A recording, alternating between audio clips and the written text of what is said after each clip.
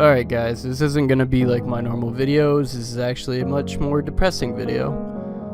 My good friend Big Zebra passed away in an accident.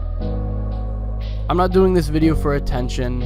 I'm not doing it because I need to. I'm doing it because I made a promise to him that I would make videos. I can't do that anymore because he is gone.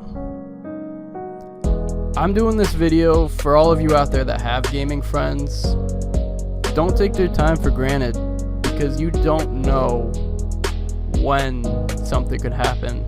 In Ben's case, it was a snowmobiling accident. So this is for you, Big Zebra, for all the laughs that I wish I could hear again. I love you like a brother, man, and I'll see you. I'll see you at some point, I hope. Alright, that's how to not take a window. This is goodbye. Trying to land a helicopter On a fucking radio tower.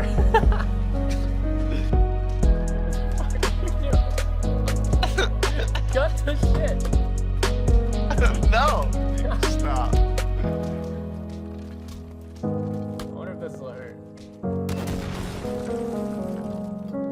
Oh my god. It broke the dude.